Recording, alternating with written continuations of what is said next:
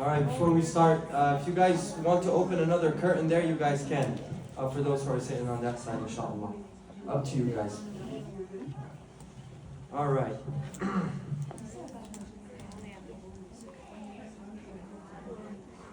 Are we all okay with the 7:15 time start? Is everybody good with that? Yeah. Like advertising on the flyer that it's 7:15, but then waiting for everybody to come? Is everybody good with that? Do advertise 7:15 and then start at 7:30? Inshallah, inshallah. May Allah guide me to being on time, because I'm usually always late. But alhamdulillah. So we're trying to do every other week. As much as I would love to do every week, there's just a lot on my plate as well.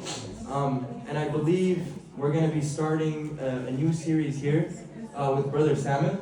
And I don't know exactly the topic, but Brother Salman is going to be doing the Fridays I'm not doing. Okay, so every other week might work better, even just for the sake of my schedule as well. It works a lot better for me. I think for the fluidity of the story, it's better to do every week. But I think we'll keep it for every other week as of right now, inshallah. Alright, without further ado. Sorry, is there one next week, just to clarify? Next week, no. The reason why we did this back to back, because we had a lesson last Friday, but we decided to do one right after it, is because we understand that next week a lot of people might be traveling or going out of town because kids are off school and things like that, you know? So we decided to do this one back to back just for this sake. While people are off, they can enjoy their holidays and don't have to listen to me yap, you know, on their week off. So, inshallah.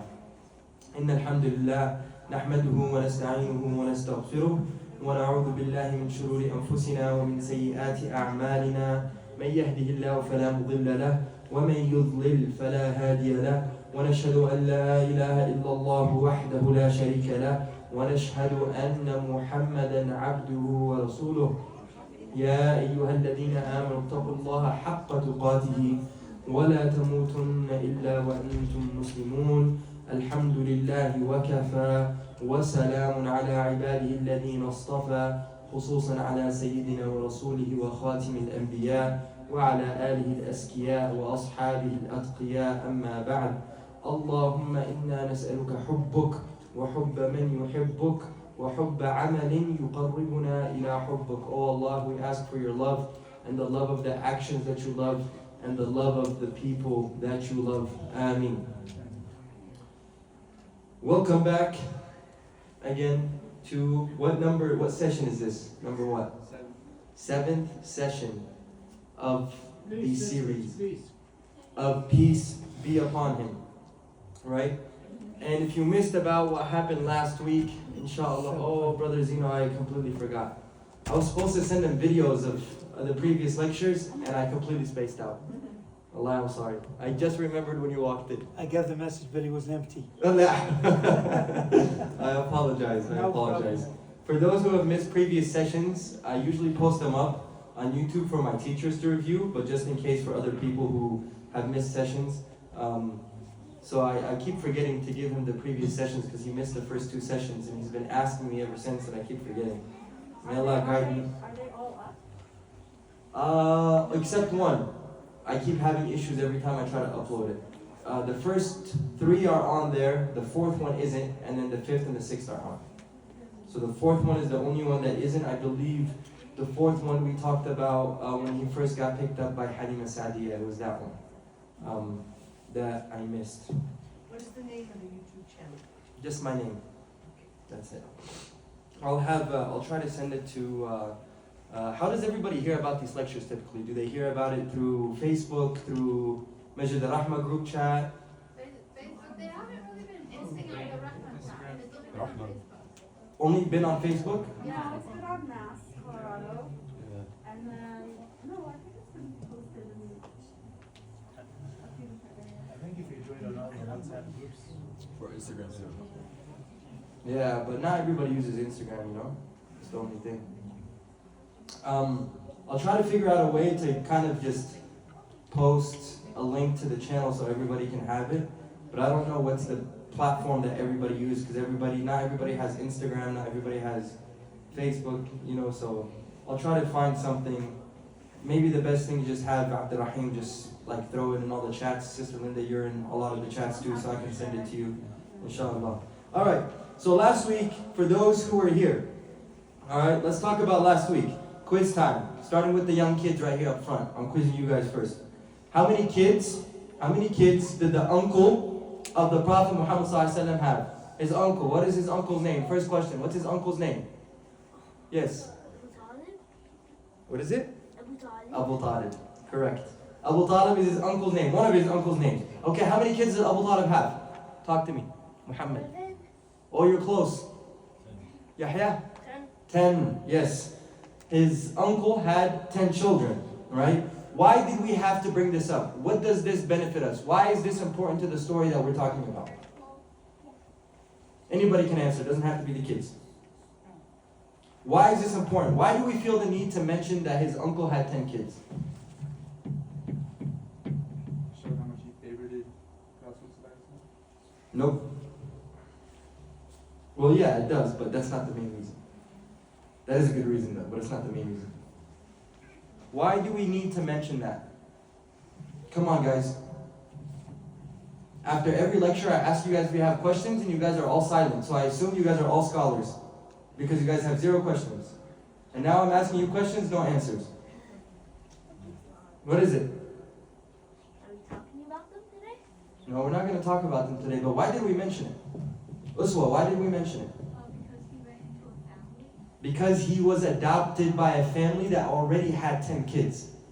And not only that, what was the state? Uswa, what was the state of Abu Talib? Was he a rich man? No. So you have 10 kids, you're not wealthy, and now you got to take the burden of your nephew, who his mom passed away, his grandfather who was taking care of him passed away. Now it's your duty to take care of him, but you already got 10 kids on your plate. And beyond that, you don't have the money to take care of him. Sah? Right? And then what did we highlight about that? Something that I really highlighted last lecture here about this. What was so special about the Prophet Muhammad ﷺ when he was with his uncle? What did his uncle used to display? Yeah. Like his uncle had a really good relationship with him. Yeah, his uncle had a really good relationship with him, and we mentioned here, فَكَانَ يَكُونُ مَعَهُ, who used to be with him. وَكَانَ أَبُو طَالِبْ لَا مَالٌ لَهُ. Abu Talib was a poor man. وَكَانَ يُحِبُّ رَسُولُ اللَّهِ صَلَّى اللَّهُ عَلَيْهِ وسلم. He used to love the Prophet Muhammad ﷺ. حُبًّا شَدِيدًا لَا يَحُبُّ وَلَدَهُ. He used to love his son. He used to love Muhammad ﷺ so much to the point that what? He didn't even love his own 10 children as much as he loved this little boy Muhammad ﷺ. That was how much love he had. وَكَانَ لَا يَنَامُ إِلَّا جَنْبَهُ. And he would make sure, Abu Talib would make sure that Muhammad doesn't go to sleep unless Muhammad was tucked in next to him. Right? وَيَخْرُجُ فَيَخْرُجُ مَعَهُ. And if Abu Talib used to leave, Muhammad leaves with him. If Muhammad leaves, Abu Talib is right behind him. Right? It was an inseparable relationship. Na'am. وَكَانَ يَخُصُّهُ بِالطَّعَامِ. And he used to favor him when it came down to food. Look, we barely have enough food for everybody, but I need to make sure Muhammad eats before anybody else eats. Imagine. And the narration even mentions that if they were about to eat, he would make sure, the whole family would be sitting down ready to eat. He would make sure that nobody eats until Muhammad comes and sits down and eats with them. Subhanallah. This is the immense love he had. And the reason we mention this, the reason we talk about this, because think about this, guys. You have went through 4 main households and you're just 8 years old now. Salam wa rahmatullahi wa barakatuh. You've been through how many households and you're 8 years old? 4. Who's the first household he was in? His mother's. The next household? Halima Sa'diyah. 3rd household? His grandfather. Now you're entering the 4th household in just 8 years. Do you understand what that does to the psyche of a young child? Being passed around from household to household. But here is how they got over that. This is the divine power of Allah. Each household he went into showed him more love than the household he was previously in. Which is hard to do because his mom showed immense love to him. And then when he went to Halima Sa'diyah, She was showing so much love to him, she didn't want to give him back to his mom. And then when his mom passed away and he went to his uncle, and he went to his grandfather, he was showing a crazy type of love to him. What was the type of love we talked about when it came down to his grandfather? What did we talk about? He would let him sit in his chair, right? Yeah, there was four things that we talked about, right? There's 5 love languages that we talked about, right? 4 of them were constantly displayed by his grandfather, consistently, right? And this was فكان this Abdul Muttalib, he used to have a chair around the Kaaba and he used to sit on it. And this chair or this mattress that he used to sit on, nobody could sit on it except him. And Abdul Muttalib also had how many children? 10. Including who? Hamza, Al-Abbas, and who's one of the greatest enemies of Islam? Abu Lahab. Abu Jahl is also a big enemy, but Abu Lahab is his direct uncle. It's his uncle, right? So he's sitting down, and little Muhammad's 8 years old, and he wants to go sit down where his grandpa used to sit down. And all his uncles are like, yo, no, you can't do that. Why? Because that's your grandfather's spot. Nobody's allowed to sit there. Because they're used to their own father kicking them out when they'd sit there. But when Muhammad used to sit there, he would be okay with him sitting there. Because he knows, right? And the narration is so beautiful, right? So nobody would sit on this chair ijlalan, as an honor for Abdul Muttalib. يأتي وهو غلام, and Rasul صلى الله عليه وسلم يأتي وهو غلام, he would go sit on it. حتى يجلس عليه. Muhammad صلى الله عليه وسلم, as a little boy, would go sit on it. فيأخذه أعمامه يؤخروه, and his uncles would do what? They pull him away. Get off the chair. You're not allowed to sit there. That's grandpa's chair. You're not allowed to sit there, right? Till فيقول عبد المطلب. Abdul Muttalib would come back and he would say, دعوا ابني. Leave. He didn't say, leave my grandson. He says, leave my son. Listen to the words here. Leave my son. يجلس. Let him sit. فوالله إن له شأن. I swear to Allah, this boy is going to be special. ثم يجلس معه على الفراش, and he would sit next to him on this bed. ويمسح ظهره بيده, and he would pat his back and stroke his back. ويسر ما يراه يصنع, and he would play with him, spend quality time with him. We covered 4 love languages here, right? The words of affirmation, where he says this boy is going to be special. The acts of service by letting him sit on his chair, and physical touch by rubbing his back. And the 4th one is quality time by playing with him and watching him play. 4 acts of love or love languages that he would display consistently. Then you have, now it's hard to beat that. Then you have who come in the picture? Once Abdul Muttalib dies, Abu Talib, his uncle, comes in. Now you got to top that. You got to make sure you top that love so that boy doesn't feel the agony and the sorrow of losing his grandfather. Right? So now Abdul Muttalib or Abu Talib is taking this. Right? So the next question I have is, what is the name of the monk? I mean, you're not allowed to answer. The name of the monk that saw Prophet Muhammad ﷺ when he was a young boy. When he was a young boy. What's his name?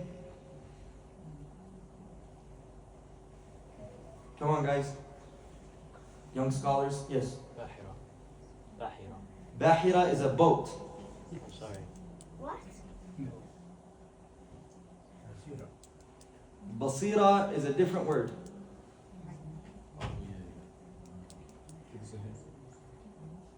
Somebody say Buhaira. Buhaira is a lake. Bahira. His name's Bahira. You guys got the message. Just the wrong harakat and all the words. His name is Bahira. Bahira. Right? So that was the name of the monk. Now, we mentioned a narration last week. What was the issue with the narration? We said that the narration said what? He went with his uncle. Bahira saw him. He said, this boy is going to be a prophet. He's going to be the one to lead the world out of the darkness. And then his uncle got freaked out a little bit, so he sends back Bilal and Abu Bakr. Where is the problem with the narration? Bilal and Abu Bakr is the issue with the narration. Why? Because Abu Bakr is only 2 years. This would happen when the Prophet ﷺ was only 12 years old. Abu Bakr was 2 years younger, so that means he was 10 years old. Bilal wasn't even born. Right? So the issue with the narration is that Bilal and Abu Bakr, there's no way they would have been present. Wallahu a'lam. Alright?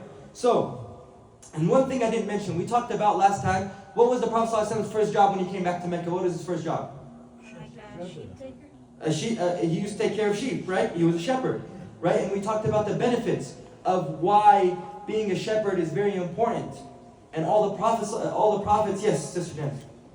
I can wait till you're. No, go ahead. Was the grandfather and the uncle on the his mother's side?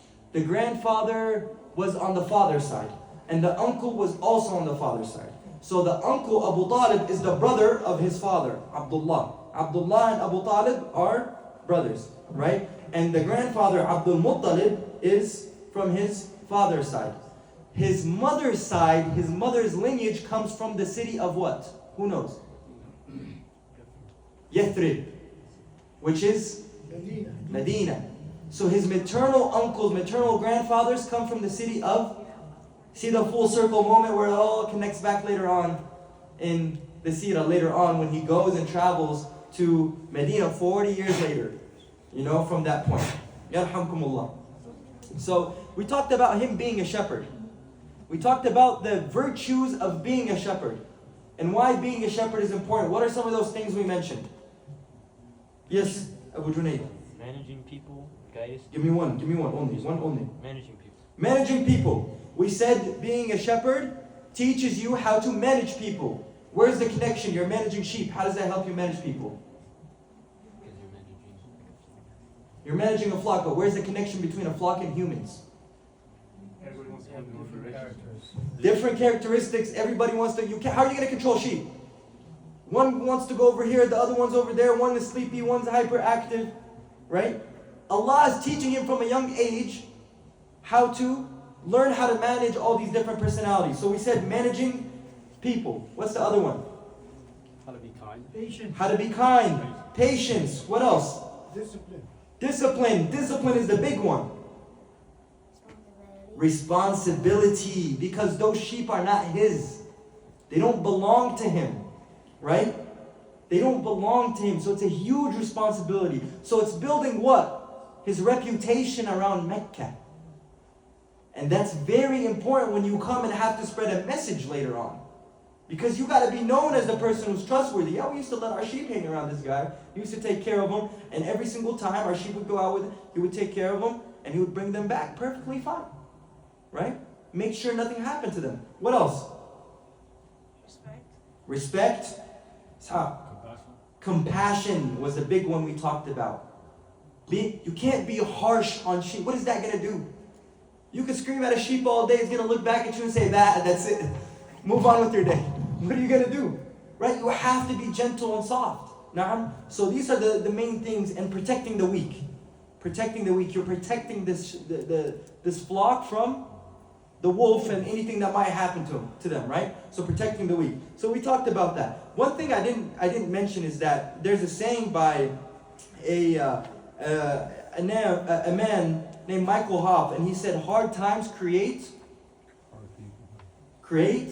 hard people. Hard times create Situation. strong men. Hard times create strong men. Strong men create easy times. Easy times creates weak men. Weak men create hard times. Right? So this is very interesting because when you look at the state of the Prophet Muhammad, he was born into, or he was now being raised by a very poor family. You got to go get it out the mud. You got to go work. You got to figure it out by yourself. Right? You got to go make some money. Right? It's teaching him how to be a strong man. Because the responsibility that he's going to have to bear later on is bigger than anyone can ever imagine. Naam? Salam wa rahmatullahi wa barakatuh. So, now we're in the phase of the young adulthood life of the Prophet Muhammad ﷺ. We have now approached the young adulthood life. His young life, meaning we're talking about from the ages of 15 to 20 here. Okay? So the first thing is Shuhud al-Nabi sallallahu alaihi wasallam, Harbul Fijar. Harbul Fijar. Who's heard of the war of al-Fijar? What does the word Fijar mean? Transgressors. Indecency, transgressors. Yes. The war of indecency. Now there's a narration that talks about this, okay? So get your notebooks out in here and let's dive into it. وَلَمَّا بَلَغَ الرَّسُولُ صَلَّى اللَّهُ عَلَيْهِ وسلم 15 سنة, when he reached 15 years old, وَقِيلَ 20 سنة, and some say maybe he was around 20 years old, هاجت حرب الفجار. In my book it says fijar, not fajjar. As far as I know, it's Fujjar. Fujjar. Yeah. Interesting. وكانت بين قريش ومن معها من كنانة وبين قيس وأحلاف. So it was between Quraysh and another party, this war that broke out, right? وكان قائد قريش وكنانة حرب ابن أمية. أمية حرب ابن أمية. He was the leader of Quraysh. So basically the gist of this is that there's this war that popped off, and the Prophet ﷺ was only about 15 years old, right? And the Prophet ﷺ participated in this war.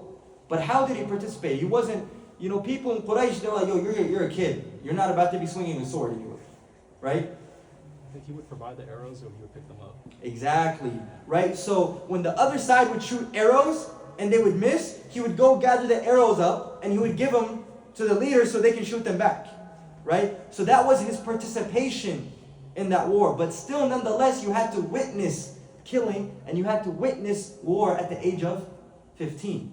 Now, where is the connection we can make to prophethood here? Why does this matter?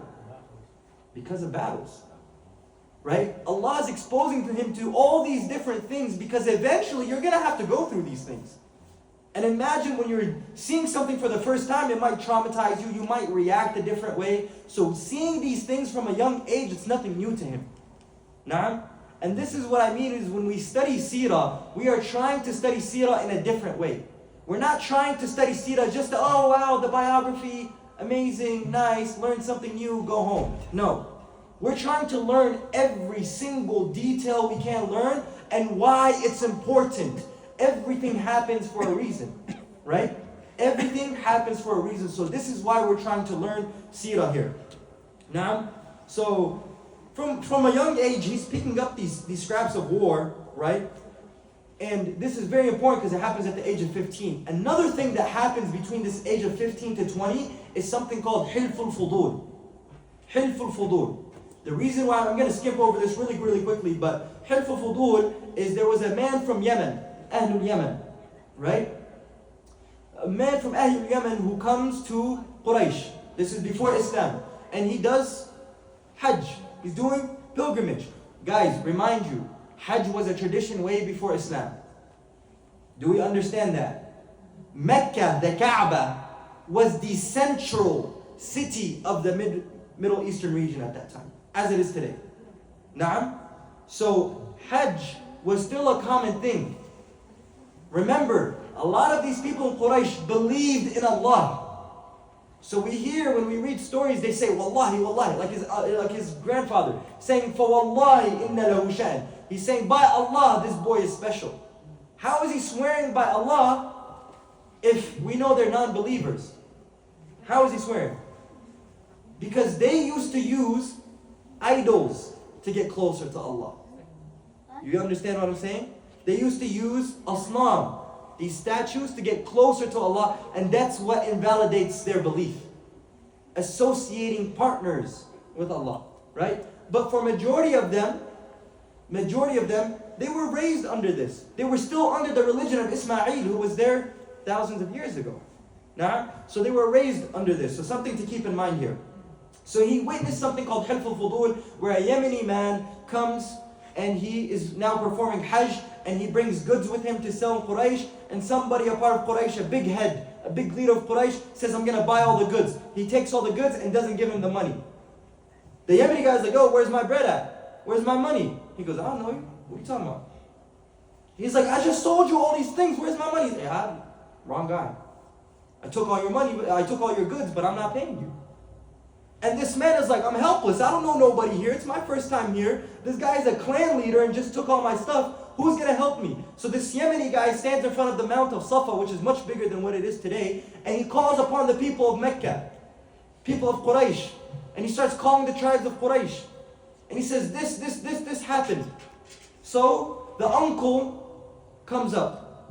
The uncle who is Abu Talib, he comes up, he sits down, he talks with this man, and he gets all the other leaders involved, and they make something called Hilful Fudul. Hilful Fudul is where they gather up and they say any weak person that's not a part of a tribe here must be protected when they come into Quraysh. They have to be treated with decency, they have to be treated as human beings, and we cannot take advantage of them.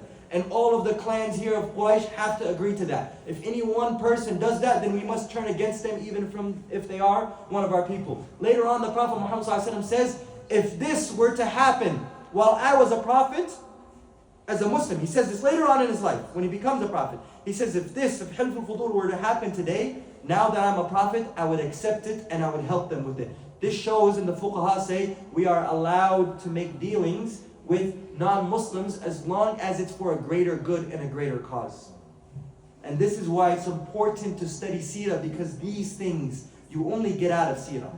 You only get out of the sunnah of the Prophet Muhammad, all the rulings that you get out of it. Now, so these are the two main events that happen in his life between the ages of 15 and 20. Now the next important thing, now we're looking at the time age of 20 to 25. 20 to 25. The next big thing that happens to him is he becomes a businessman. He's done shepherding, he's made a little bit of money, now it's his time to be a businessman. Right? Before I dive into this, what connection does being a businessman have with Prophet? Remember, we're not trying to study the seerah just to learn about what happened. We're trying to make the connections and connect the dots and also implement in our daily lives. What connection does being a businessman have with becoming a prophet? Talk to me. Give me one. Understanding like how money sort of works, how the market works. Understanding how the market and how money works. I like that. Ishaq? Like trustworthy transactions or something. Trustworthy. Let me talk about that real quick. Trustworthy transactions. Why is this important? Reputation. Again, we are trying to build the characteristics of this young man because he's going to come with some words that is going to shake everything up. And if you're not a truthful, trustworthy person, nobody will believe you and listen to you. Right? So trustworthy transactions, being trustworthy with people, dealing properly as a Muslim. This is who I am. If somebody comes to my business, if somebody comes to my shop, I treat them fairly. I'm not trying to cheat them. I'm not trying to take advantage of them. I'm transparent with them. Now, very important. Yes, Khatulillah. I was going to say that becomes his way of meeting his wife, who ultimately Amazing. becomes the first person to, believe in Islam. Naam. Doing business becomes a means of him meeting his wife Khadija. Right? So making connections, meeting people. What else? Why is business important to the aspect of prophethood? Talk to me. Being able to tell people what to buy. Being able to, okay, so it helps communication skills, let's say. Yes, Khatu. Decision maker. Decision making. Knowing when to sell, how to sell, and who to sell to. And when, yeah, all of that, right? It's all going to relate to prophethood. What else? Management. Learn how to manage wealth. You're about to manage an ummah. Zakat is about to be coming in. You need to learn how to manage that. Right? That connection to prophethood. Here I wrote 7 points. The first one is, it's important because the rest of the people of Quraysh were known for business.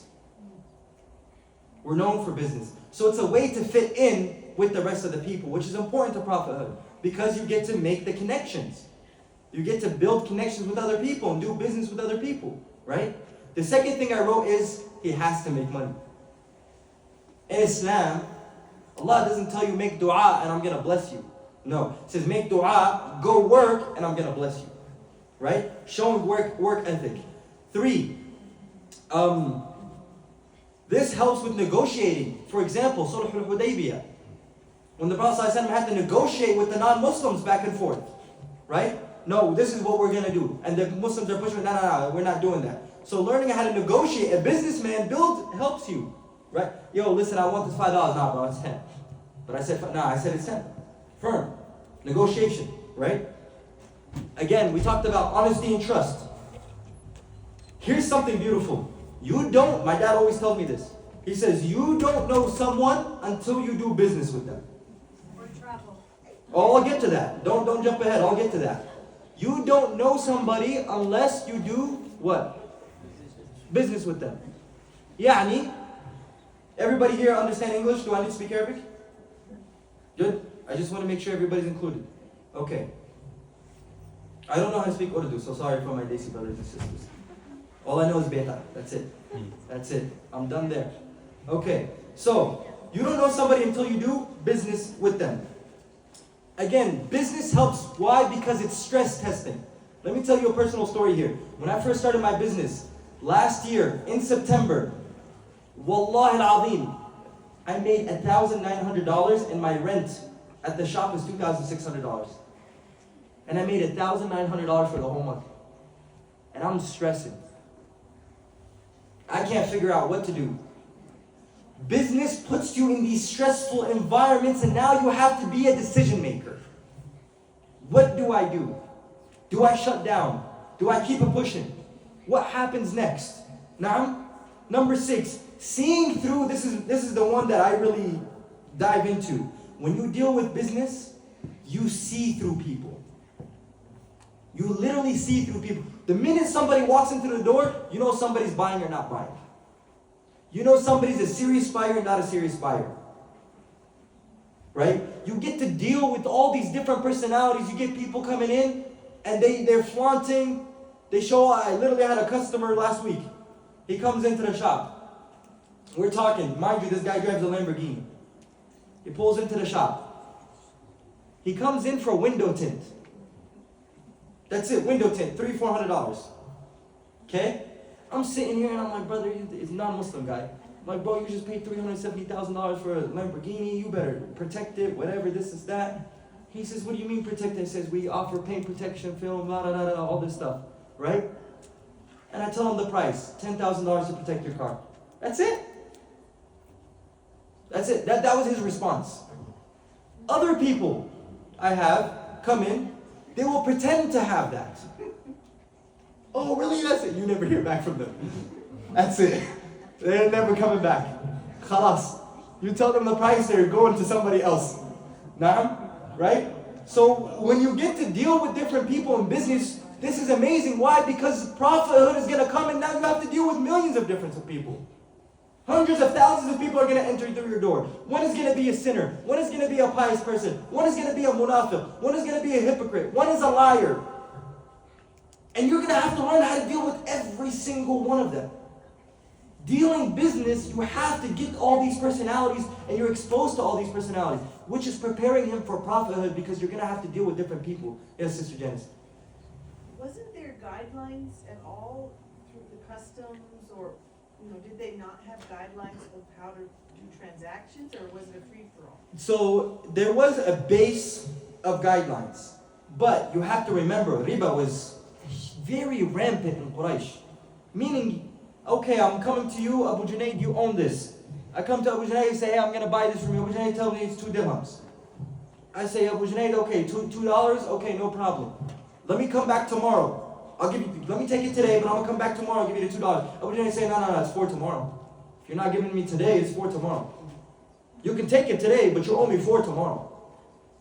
That was their regular transactions. So it's very rare to find a man who says, no, this is what it is. You come back next year, it's what it is.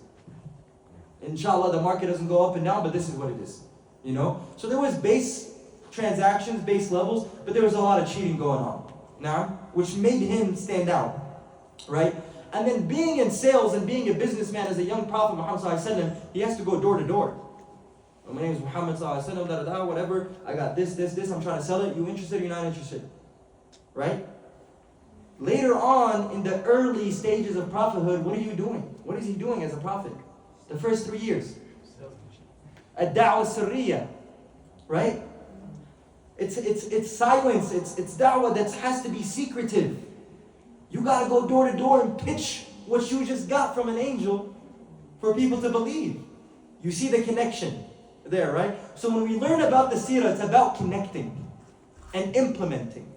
It's not just about, oh yeah, this is what he did. Wow, he was a prophet, he was a businessman. Okay, what's the next thing? What happened after that?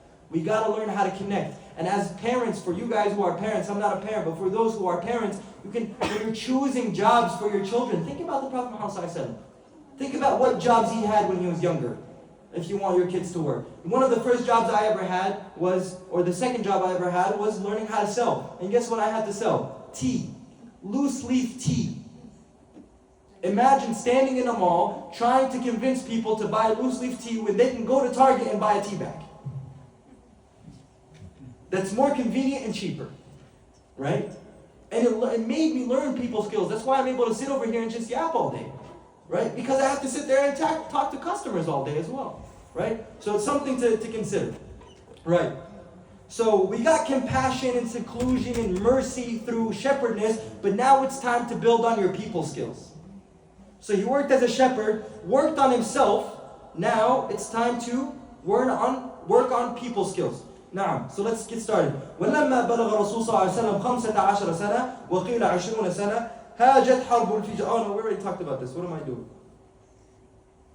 No, we already talked about this. في 25 من عمره المبارك خرج النبي صلى الله عليه وسلم تاجرا إلى الشام. He went and left to a Sham with business, with goods. But before that, let me backtrack here. The reason why I need to backtrack is because we have to talk about an individual who enters his life at this moment. Right? So the Prophet ﷺ has been building his reputation in the market of being a trustworthy and an honest businessman. And word gets to a specific woman, and she hears about this. فلما بلغها عن الرسول صلى الله عليه وسلم ما بلغها من صدق حديثه وعلم آمانته وكرم أخلاقه. Khadija. She gets word that there's a man by the name of Muhammad. She knows who he is.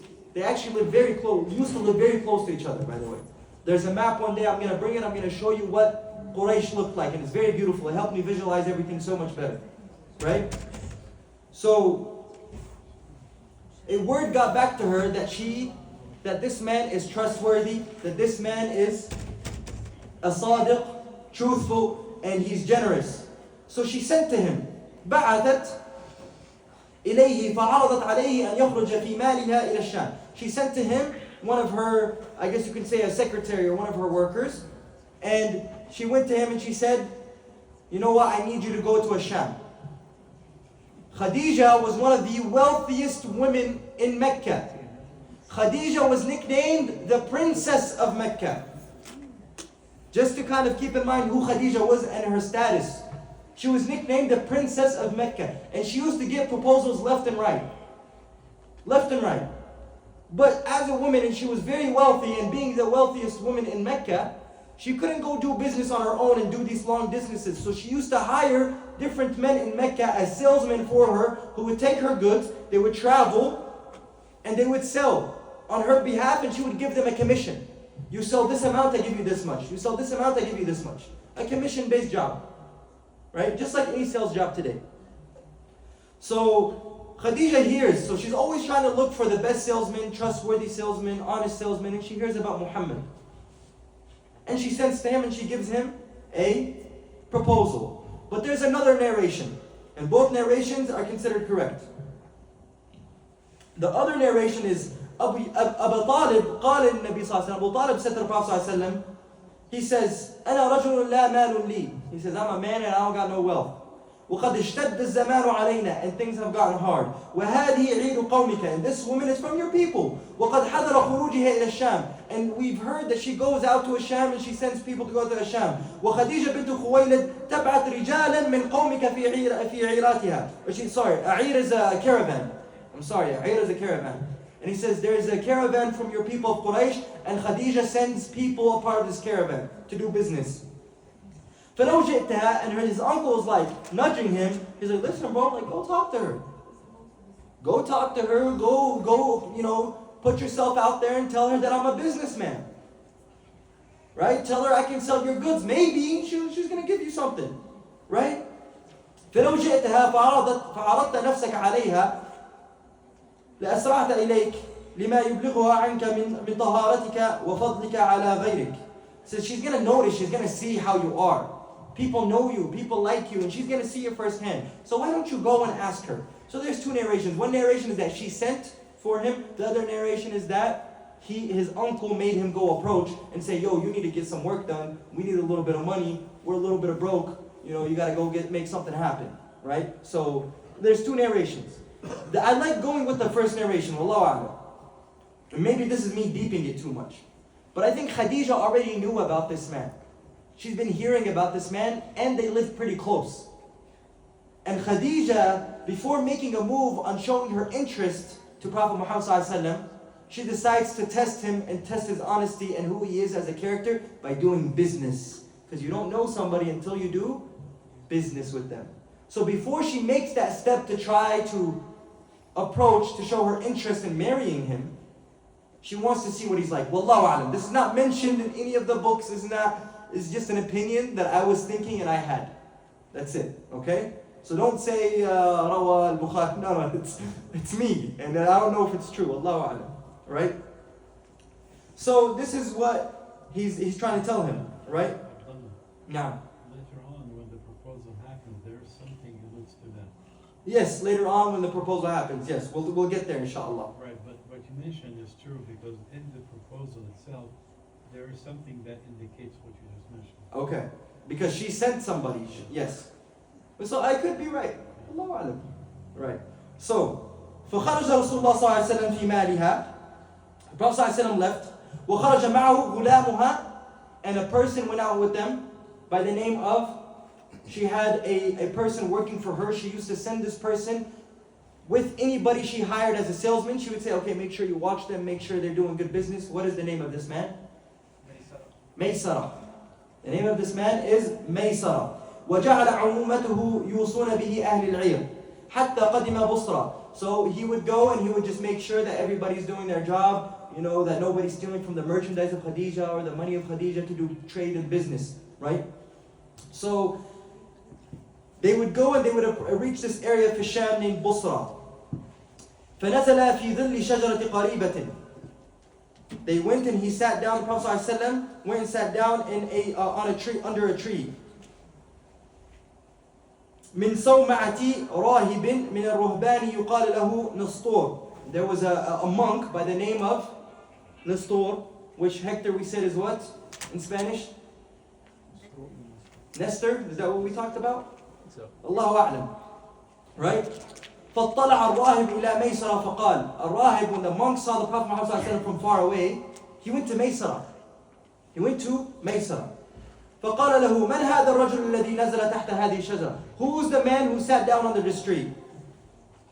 Who's the man who sat down under this tree? فقال له ميسرة هذا رجل من قريش من أهل الحرم. This is a man from Quraysh, from the people of Al-Haram, from the people of the Kaaba, of Mecca. فقال الراهب ما نزل تحت هذه الشجرة قط إلا نبي. Maysara says, no man will sit under this tree unless, during this period of time, unless he's a prophet. Unless he's a prophet. Yes, amen. Did Maysara said that or? No, the monk said that. Nestor said that. The monk said that to Maysara. He asked Maysara, he said, who is this man? Maysara said, this is Muhammad from the people of Quraysh. The monk replied back and he says, that's strange, because nobody sits under this tree unless they're a prophet during this time. That's what it's written in our scriptures. That's what's in our books.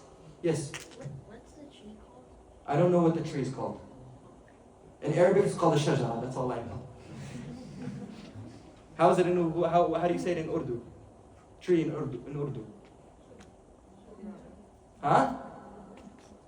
What is it? Darak? Am I close? Darakt. In Urdu it's darakt. So that's what it's called.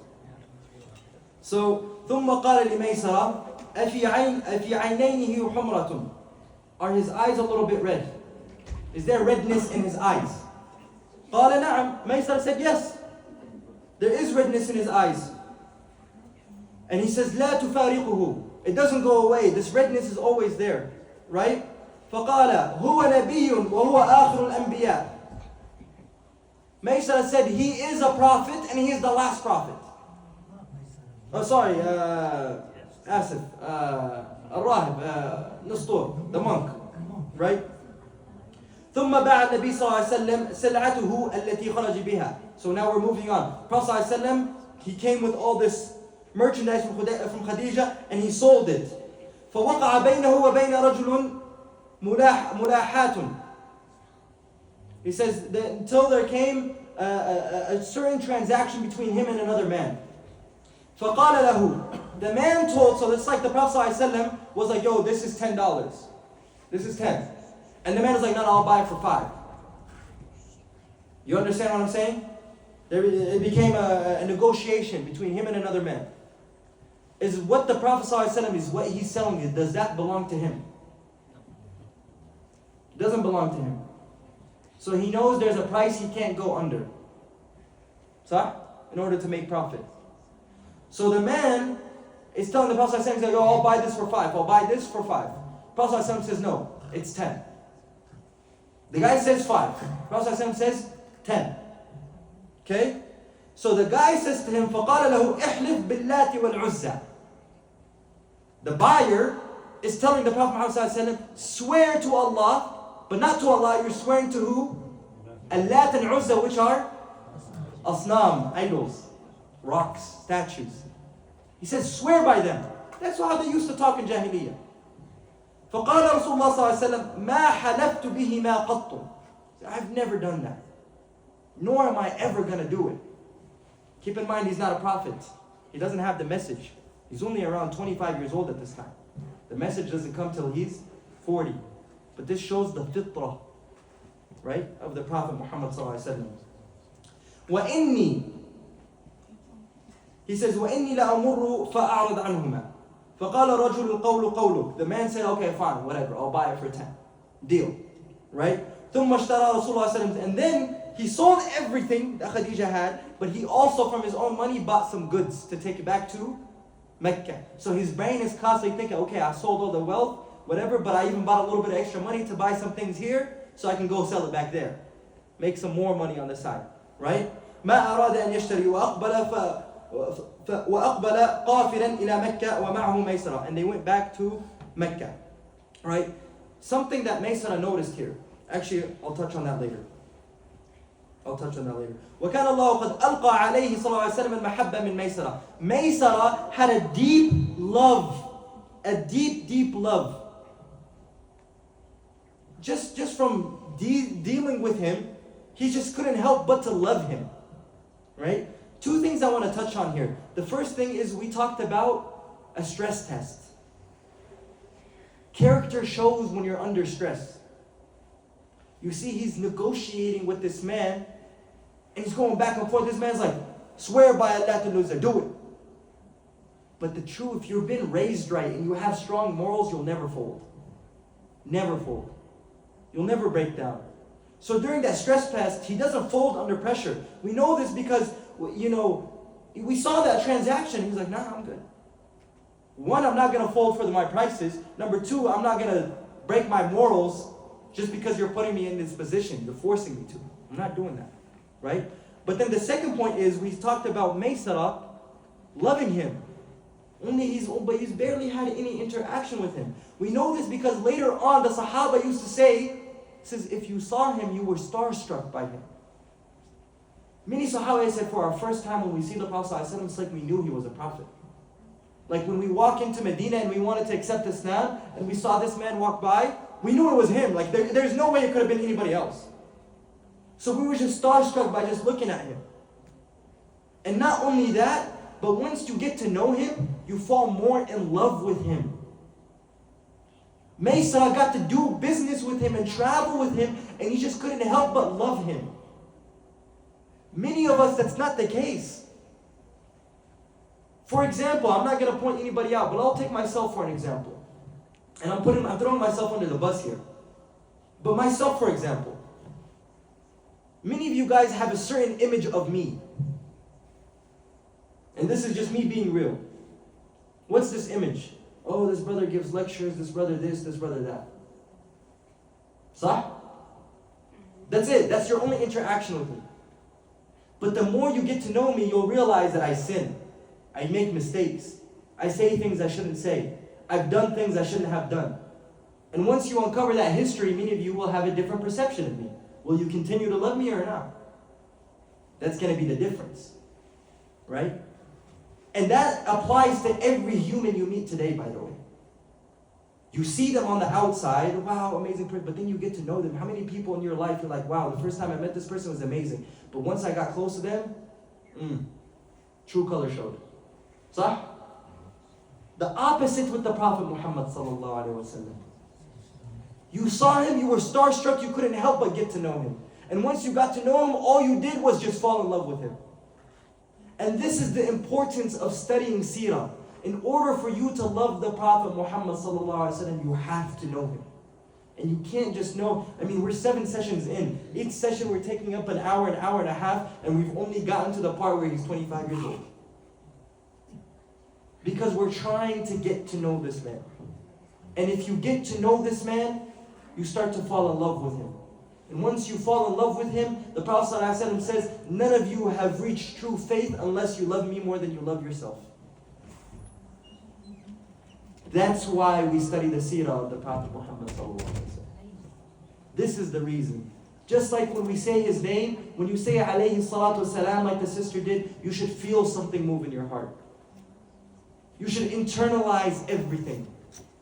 Right? And that's the purpose, inshallah. So moving on here, right? May Allah allow us to love the Prophet Muhammad ﷺ, a deep love to where we get to see him in our dreams, Ya Rabbil Alameen. So he says, so Maysara is seeing this, I'm not even done reading. فَكَانَ كَأَنَّهُ عَبْدٌ لَهُ. Maysara loved him so much as if he was the slave of Muhammad. He wasn't working for Khadija, rather he was working for Muhammad. He loved him that much. فَلَمَّا كَانوا بِمَرِّ الظَّهْرَانِ قال ميسرة يا محمد انطلق إلى خديجة. Once they came in and around Dhuhr time, right? قال يا محمد انطلق إلى خديجة فأخبرها. No, Dhahran is an area, I'm sorry. Dhahran is an area, صح? Dhahran is an area, not Dhuhr time, sorry. قال ميسرة يا محمد انطلق إلى خديجة فأخبرها بما صنع الله لها على وجهك فإنها تعرف ذلك لك. Maysara's like, yo, Muhammad, you gotta go tell Khadija right now that we sold everything and we made double what we made on any other trip. Like, go let her know that we made a lot of money. She's gonna be happy to hear that, right?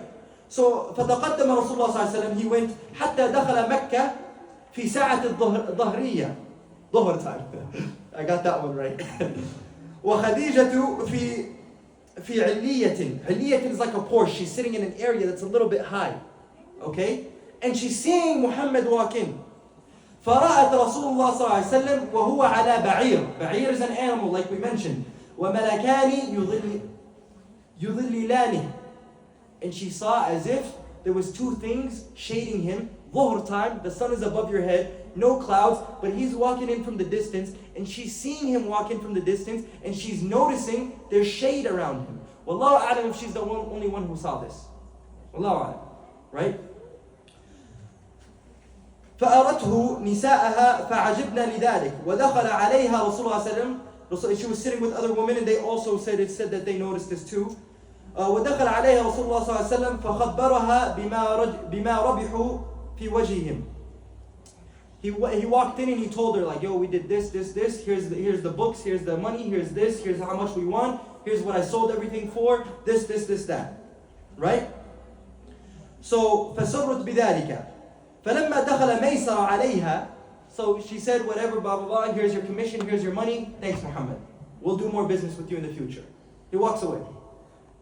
Who comes in now? Maysara comes in. Maysara comes in and he tells her about everything. But he's not telling her about the money they won. What is he telling her about? The monk. But before the monk, he says, before the monk, what Maysara says, he says, yo, I was walking behind this man in the middle of the desert. We're walking middle of the desert to go to Asham. And there's just sun out and somehow there's a cloud shading him. I'm sweating and he's cool. Like I'm dying in the heat and he's chilling.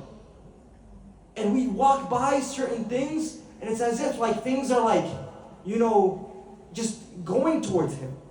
Like I'm noticing weird things about this man. But let me tell you what else, Khadija. قَدْ رَأَيْتُ هَذَا مُنْدُ خَرَجْنَا مِنَ الشَّامِ. He says, I've noticed, He says, what you saw when he was walking into Mecca, you know how you saw him shave? He said, I saw that when we were going to Hashem. It's nothing new with this guy. Like, I've already noticed it, right? وَأَخْبَرَهَا بِمَا قَالَ الرَّاهِبُ. And he told her about what the monk said. ثُمَّ بَعَثَ خَدِيجَةَ مَا جَاءَ بِهِ صلى الله عليه وسلم مِنْ تِجَارَتِهِ فَرَبَحَتْ ضِعْفَ مَا كَانَتْ تَرْبُحُ. He came back and he brought her back multiple folds of what she used to be able to bring. وَأَضْعَفَتْ لَهُ ضَعْفَ مَا كَانَتْ تُعْطِي رَجُلًا مِنْ قَوْمِهَا. And she gave him double what she used to give the commission, she would double it for him, rather than what she would do, right? So Maisa is like, yo, I've been seeing these things, I've noticed these things, right? Now, I'm gonna leave this up to you guys. The next part of the story is, what happens in the next part of the story? He gets married to Khadija. And we can cover that in the next 10 minutes, I'll make it quick. Or I can I made some morality slides about just kind of diving deeper into what we just read. And more lessons we can extract from what we just read before moving on. What do you guys want to do? Dive deeper, more lessons? 2? Okay, I like you guys, seriously. Because I spent a lot of time on these slides. But then once I was done doing the slides, I was like, yeah, nobody's going to listen to what I'm going to say. Right? But let's do this real quick. Here. Where are they? Okay. So again, the purpose why I decided to even make these slides is because it's not just about learning the seerah. But what can I develop from learning the seerah? How can I go home and implement what I learned about this interaction of the Prophet before he was even a prophet? And how can I, implement it? Sisters, can we please keep it quiet, please? So, I named it development of the moral identity of the Prophet Muhammad. And just so you guys know, I'm not lying. I made the slides. I'm serious. I really put time into this. Surprising, I know. Right? Development of the moral identity of the Prophet Muhammad ﷺ and stress testing. What I had down here is to truly benefit from this moment in the seerah, we have to appreciate what the journey tells us about the Prophet Muhammad ﷺ. Right? By the time, we're going to get into this later, but by the time the Kaaba is being rebuilt, which happened just a few years after he gets married, maybe months after he gets married actually. By the time the Kaaba is being rebuilt, because the Kaaba had to be rebuilt, and he was a part of it, and there was going to be a war that's going to break out. Right? There was going to be a war that's going to happen. By the time that happens, he was already known by everybody in Mecca as a Sadiq al-Amin. Everybody knew who he was. Now, he's already earned that title. And Khadija's eagerness to marry the Prophet was not without merit. She knew about this man, even though she had wealthier men come and ask for her hand.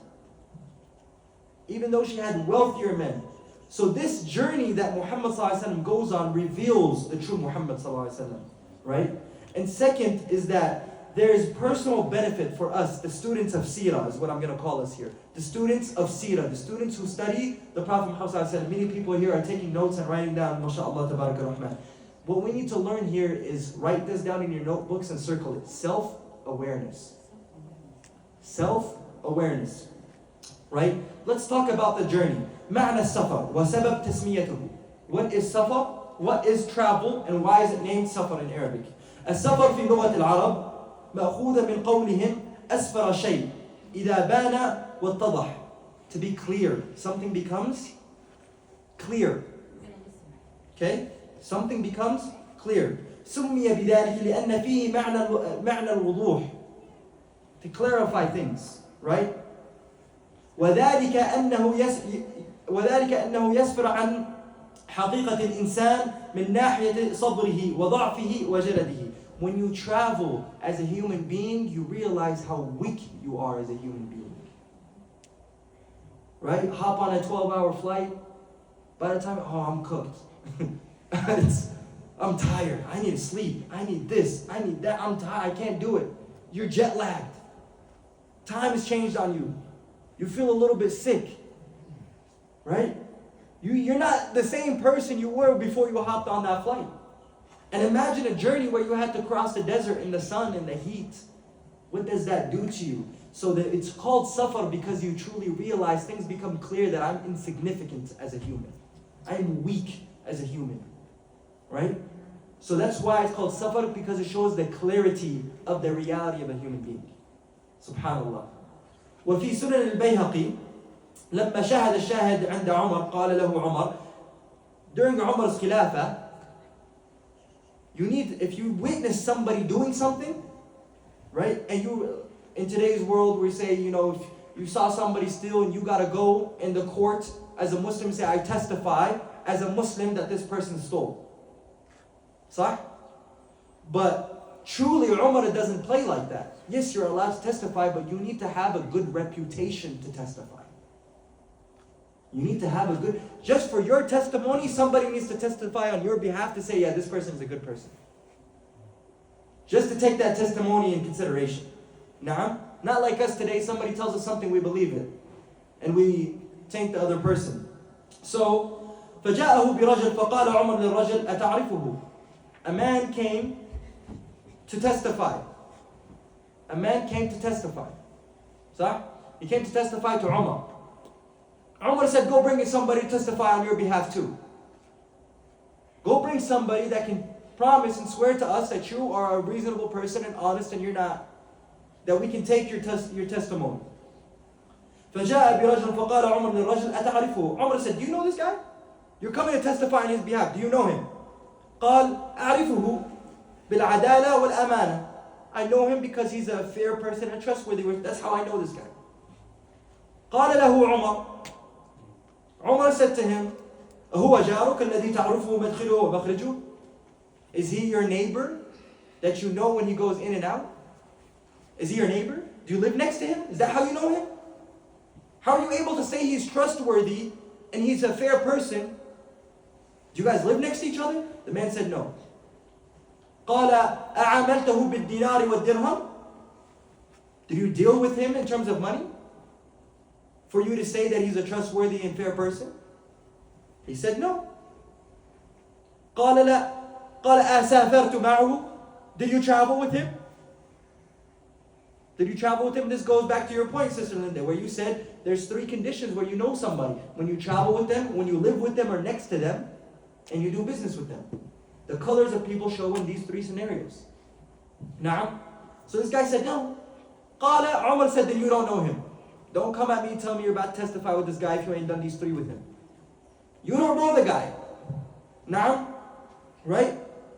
So he said, اذهب وأتيني. Go bring somebody who actually knows you. And this is the parameters I'm using. Because other than that, you can't say you know somebody if you haven't dealt in these 3 scenarios with this person. فالسفر من حيث هو يعين على معرفة حقيقة الإنسان ويسفر عن وجهه. Safar is what shows you, traveling is what shows you the true reality of a person.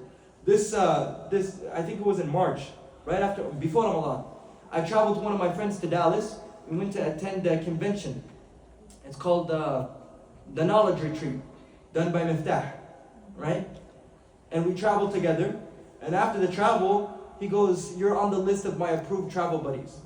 I was like, why do you say that, man? He's like, you'd be surprised of how many people I've traveled with, and realities show, things show about them, and how clean they are, and how not clean they are, how they live, especially when you share a hotel room with them. He's like, you're on the list of your approved travel buddies.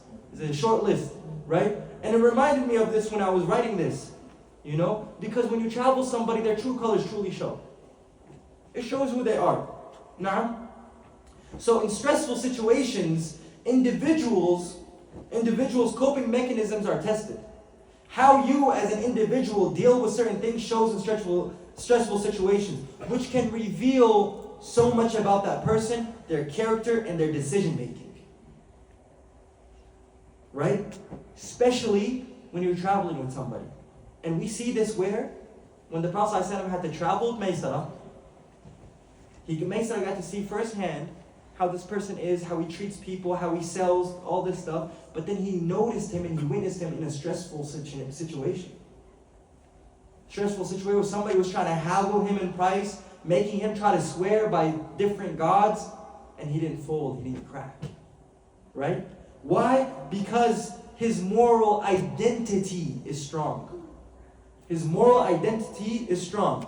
Right? The theory suggests here, developed by a professor named Professor Reed, suggests that people with strong moral identity are more likely to act consistently with their moral values, even when they are under pressure. First, the journey itself is a stressful journey. And number two, the argument with the guy. Keep that in mind for those, again, I'm not married nor do I have kids, but for those who do have kids, raising kids here in the US, you need to prove to them and show them what strong moral identity is. What does it mean? My name is Muhammad, it's not Mo. That's it, right? Don't tell me my name is Mo. Akhi, Habibi, leave the bottle alone. You can play with it all you want after and have some pizza with it too. Thank you. My name is not Mo, it's Muhammad. I have a friend of mine. His name's Abdullah. It's a super easy name to just say, right? When he goes to restaurants, he tells them my name is Joseph. Wallahi al-azim. And you know one time he got caught up because we went to go eat at a restaurant once with one of our friends, Joseph. And he walked up and he said his name was Joseph too. And the waiter was like, wait, both of y'all are Joseph? What's going on here? Who's the real Joseph here? Right? But this is just a lack of strength. This is insecurity. So what if you get my name wrong? I'll make sure you say it right. My name is so-and-so. This is my name. My name is Hamza. My name is Umar. My name is Abu Junaid. My name is Abdullah. This is my name. Strong moral identity. Teach that to your kids. How to build a strong moral identity. This is, as Muslims, this is what we do. Not that this is haram, don't do it. No, that's not how we teach kids. That's not how the Prophet ﷺ taught the Sahaba. He didn't say haram, halal, haram, halal. No. He taught them how. By teaching them why things are even harmful to them. Why they hurt the society. Why riba is a bad thing. Why this, why that. The reasons behind everything to build strong character and strong morals. Right? And this will show, and you would never have to worry about your child at high school when it comes down to drinking, under pressure when it comes down to smoking, or any of that. You'll never have to worry about that, especially if you instill strong morals into your children. Right? The core concept of the moral identity theory is two things. Symbolic moral identity. Some people express their moral identity outwards through actions, right? Like charitable giving or public demonstrations or ethics, right? Standing outside in a protest shows your moral identity. That my morals show I cannot stand for what's happening in Palestine, right? Symbolic. You're showing it through symbolism. But the other thing is, this is the one I need you to circle in your notes here, internalized moral identity. Meaning the moral identity inside your heart. For others, moral values are deeply internalized, right? And guide behavior when there's nobody there. And this is where true moral identity shows. When nobody else is watching you. And what do we know about the hadith? Qudsi. And ta'budullah, what is it? Oh, sorry, it's not a Qudsi. It's a hadith from the Prophet Muhammad. It's not a hadith Qudsi, صح? And ta'budullah ka'annaka tarah. You worship Allah as if you see Him. وَإِن لَمْ تَرَى and if you don't see Him, then know He sees you and He exists. He's watching you. This is moral identity, right? Deeply have these roots, and this is more important than showing it outwards. Because anybody can have actions, but many people can't prove this inside of it, right? They are more likely to act ethically when nobody's watching. Like Prophet Muhammad, when he's selling something, Khadija is where? In Mecca. He's thousands of miles away. But he knows I'm not going to cheat Khadija's money by selling this for cheaper. It don't belong to me. This is Khadija's wealth. So whatever I'm going to sell, I'm going to sell for the price Khadija told me, even though Khadija isn't here. Naam? And this is what we want as Muslims. This is what we're after. Right? And we see this here. مَا حَلَفْتُ بِهِمَا قَطٌ. Says, yeah, swear by Lat al-Uzza. Put him under stress. He said, no, I don't do that. I don't swear by other guys. If you want to buy this $10, if you don't want to buy it, marhaba. Sound like, do what you got to do. This is what it is, right?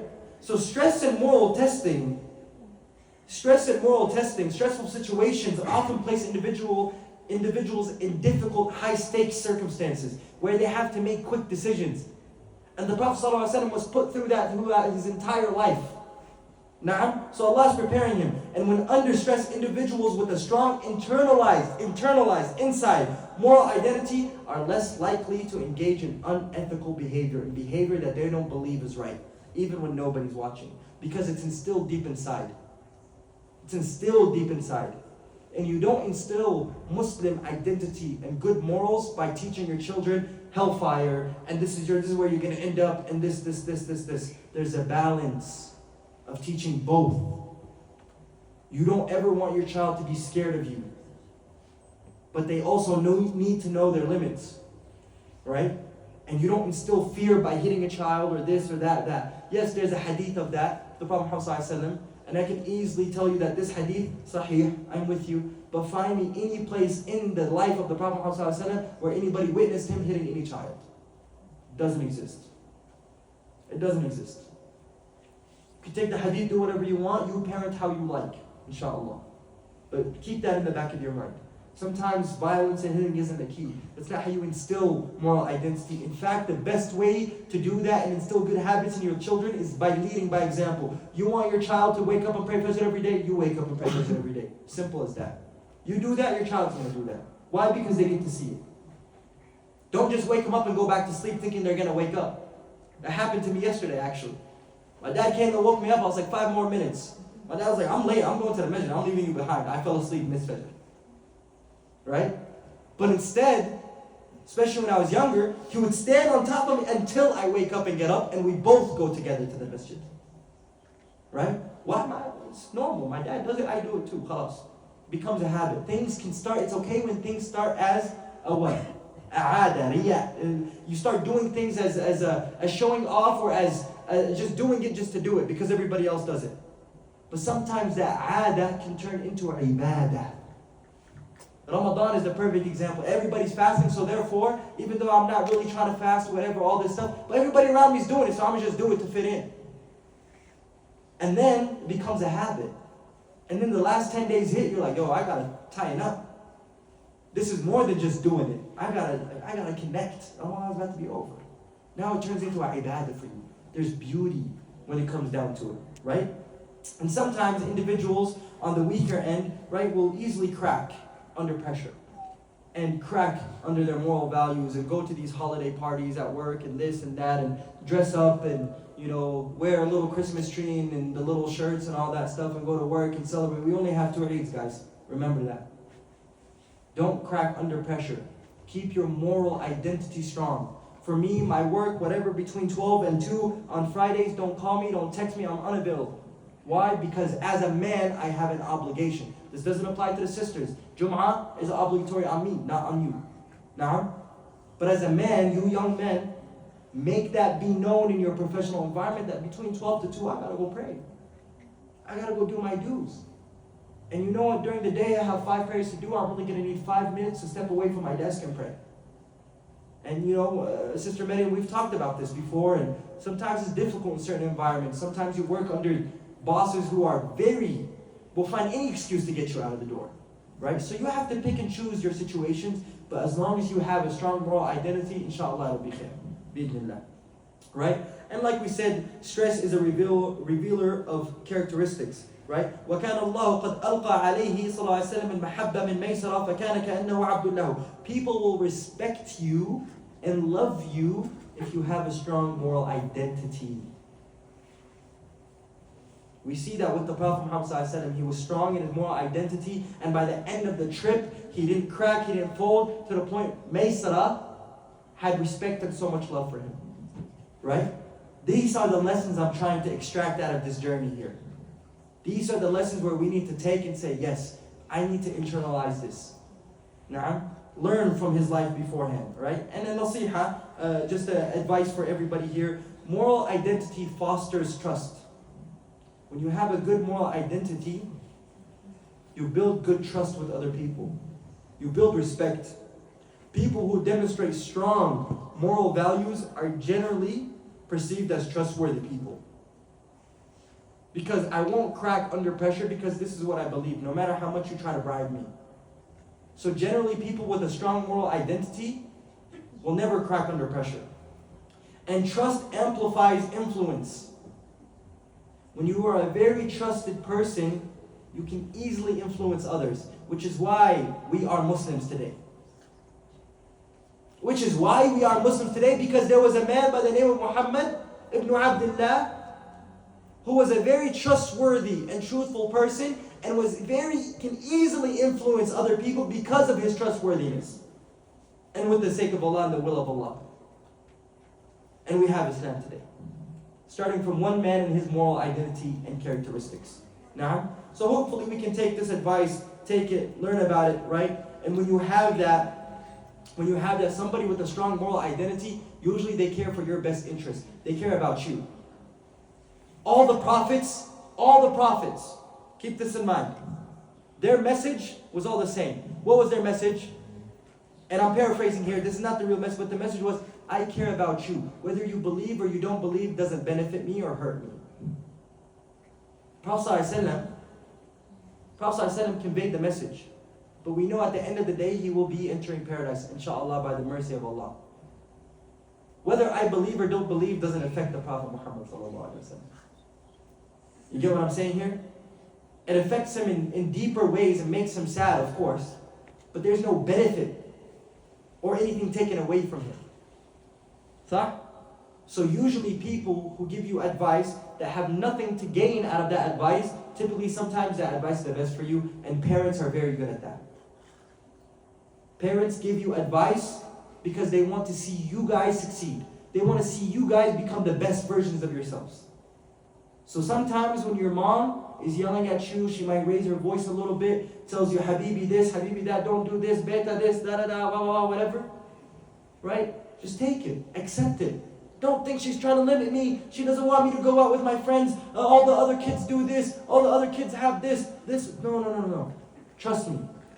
Nobody in this world wants better for you or wants you to succeed more than they ever succeeded, other than their parents. So if you don't have good kinship, listen boys, if you don't have good kinship, meaning if you don't keep good relationships with your parents, wallahi, you'll never be successful in this world. You listening to me? Hey, he's poking you, he's telling you to listen. You heard that? If you, and this is the khutbah today from Sheikh Nasr, I mentioned Noor, he said, if you don't have a good relationship with your parents, wallahi al-azim, you will never be successful in this world. You want a good house, you want a big car, nice car, good business, be rich, be successful, be the best basketball player, be the best doctor, be the best whatever you want to be. It starts with your relationship with your parents. You'll never make it anywhere. I promise you. Understood? Right? Understood? جزاكم الله خير. بارك الله لنا ولكم في القرآن العظيم ونفعني وإياكم بالذكر الحكيم. استغفر الله لي ولكم ولسائر المسلمين فاستغفروه إنه هو الغفور الرحيم. We'll have a discussion here real quick. Questions, comments, concerns? Yes. I wanted to put a friendly reminder out there that when you talk to your employer about taking that break on Friday, or even during your work day to do your prayers, right? Because with the time change, a lot of prayers happen, like your Dhuhr, your Asr could be during your work time. Yeah. That could serve as a way for them to see your commitment. And when 100%. they see your commitment to something, then they'll actually respect that you're going to be committed to the work itself. 100%. And that again goes back to what we said. Strong moral values instantly instills respect in other people, even if they don't believe in the same moral values you have. Nah, great comment. Thank you. Yes. You said 3 things for how you truly know someone. What were they again? So as-safar, traveling. He said the question was, there's 3 things for you how you truly know somebody. As-safar, traveling. Either living with them or them being your neighbors is the second thing. And the third thing is doing business with them. Now, yes, Habib. What's it called? When you said that doing Hajj was common back then, way before Islam was made, what did they do during Hajj if they did not know what Islam was? A great question. That's a very good question. He asked, what if Hajj was common back then, right? what did they do in their Hajj if they didn't know Islam, right? Now, here are some things to keep in mind. The Hajj they did was a lot bit different, was very different than the Hajj we do. Now, the basic thing about Hajj is going around doing tawaf. Going around doing tawaf, meaning you go and do your laps around the Kaaba. They did that. They used to do that. But going between Safa and Marwa was not a very common thing, right? Other things when you perform Hajj, like, actually they used to shave their heads too. Once they finished Hajj, they used to shave. That was a common thing as well, by the way, right? But there was many different things that we involved, like the throwing of the stones. They didn't do that, right? So there was the Yawm Arafah, they didn't do that, right? Eid, slaughtering after committing Hajj, they didn't do that. Naam. So there was a few things that were definitely different, and they used to throw in their own things. Some people used to, even women specifically, during the time of Jahiliyyah, during the time of ignorance, used to do tawaf around the Kaaba naked. Okay? So it's something to keep in mind. This is around the Jahiliyyah time. Not every woman, but it was something that could be common. Amen? And then you, sister. I think there were like around Kaaba there were statues too. Yeah, there was many statues around the Kaaba. A lot of statues around the Kaaba. They used to touch and pray to and stop at and things, stuff like that. Yes, Fatih. It was my understanding that nakedness happened because in Mecca they owned so much and they would force people to buy everything. And if they didn't buy the clothes that they said that they needed to wear to go around the Kaaba, then they had to go naked. Yeah, Allah, that could be correct. I haven't heard of that, but that could be very well be correct. That was one, and then the other about making tawaf, they made tawaf even in other countries, like Syria, another place where they had statues. They liked the tawaf so much. That they implemented other places. Subhanallah. With Yeah. other idols. With other idols, subhanallah. So what she said was, I'm just going to reiterate so everybody can hear, is the first point she said that sometimes they would force you, if you didn't buy a bunch of goods when you came to visit, they would strip you and make you do your tawaf naked. That was one thing. And then the second thing was they used to try to go see this Kaaba and do this tawaf. They liked it so much they would go and try to implement it on other holy creatures, quote unquote, in other places. Abu Junaid. Thank you for that. What was the source for the Prophet ﷺ going to the battle when at the age of 15, like picking up the arrows and everything? It's mentioned in Ibn Kathir. Ibn Kathir mentions that in Bidayah wa Nihaya. And many other books. Al-Lu'lu' al-Maknoon mentions that. The Sealed Nectar mentions that as well. Rahiq al-Makhtum also mentions that riwayah. So it's very common narration. Good question. So if they didn't believe in one God, why would they do Hajj? Why would they do Hajj? To who? Okay, so here's the thing. They believed in a God, in Allah. But they believed that these other idols would get them closer to Allah. Does that make sense? Right? But as Muslims, we don't do that. So they did We worship directly to Allah. They did Hajj for the statues? For the statues, with the statues. The meaning of Hajj was even lost. It was a ritual more than a spiritual thing for them. Yes? When you said like when that one person told Sayyidina Muhammad to bring someone to show that he's trustworthy and all of that, did you say that as soon as someone saw them they would be startled and want to follow? So that narration wasn't the Prophet, that was Umar. Oh. Umar, yes, that was Umar, yes.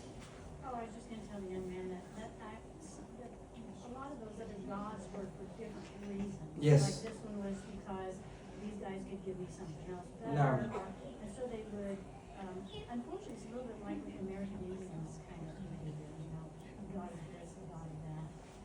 They felt like they were gonna get a better deal. Yeah. So they had different gods for wealth, different gods for children, for rain, for sustenance. They had different gods for everything. Yes, Hamza? What were the two names of the person who was trying to give the testimonial and who he was giving it to? Their names aren't mentioned. Maisara Nustur. No, he said the testimonial. During Umar, when somebody was trying to testify, their names aren't mentioned. What was Umar's role then? Umar was the Khalifa. He was the king, the Emir of the Muslims. Amir al-Mu'mineen at that time. So when you're the Amir al-Mu'mineen at that time, you're also the court, you're also the judge, you're in control of the zakat, you're in control of everything. So they used to come to him with all his issues, with all their issues. So Umar was the Khalifa. That's why they went to him. Someone's trying to give a testimonial to him.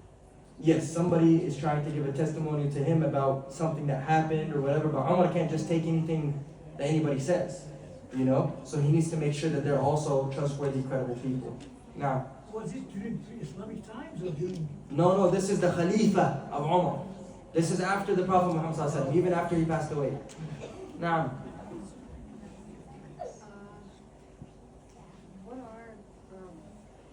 are the monks? the monks? The monks. The monks. So a monk is somebody during that time. The monk, I guess you can say it's the same meaning today, but the monks of that time were people who used to worship. And generally when we say a rahib is somebody who used to worship a lot. Not just worship like a normal person, right? But they were generally from people of Ahlul Kitab. Meaning they were either Christians or Jews at that time. Yes? Okay, so about the monks. So how would the monk know that whoever sat under the tree was a prophet, if he was a part of a different religion? Yes. How would the monk know if whoever sat on the tree is a prophet if he was a part of a different religion? That's a great question. You have to understand, Habibi Shihab, is that there is many with these books that these people have, right? They all originate from true prophets. Na'am? And these true prophets would tell them and warn them that there will be somebody coming during this time, and it would be passed down, so it would be kept in their books. Now, they would be kept in their books. But they're waiting. All these people are waiting. Sisters, please keep it down. So they're waiting, right? All these monks are waiting for somebody to come. Even the Jews. The Jews today are waiting for a prophet to come. Till this day, they're waiting. Even though they had Isa alayhi salam come, and then Prophet Muhammad